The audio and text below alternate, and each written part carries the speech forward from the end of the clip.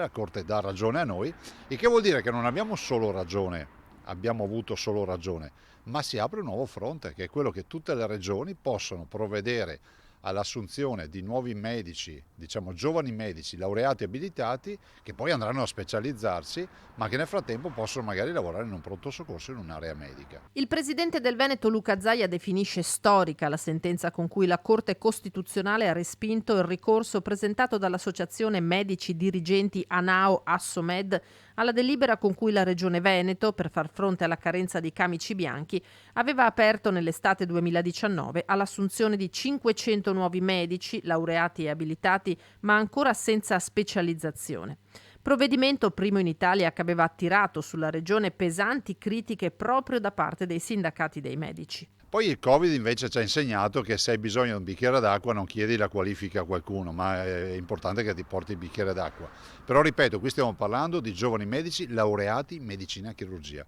E allora io dicevo, guardate, se mi venite a dire che un giovane medico laureato che si è fatto 6 anni di università e poi, se non ricordo male, 2 anni di abilitazione è ancora uno sprovveduto che non si può avvicinare a un paziente, allora qualcosa non funziona. Al ricorso di Anao Assomed, la regione aveva deciso di controbattere punto per punto, arrivando davanti alla consulta che ha ritenuto corretta la scelta di assumere i giovani medici senza specializzazione. Ora, aggiunge Zaia, alla luce di questa sentenza sarebbe forse il caso di rivedere le norme nazionali in modo da snellire il più possibile le procedure riguardanti i giovani medici e gli specializzandi.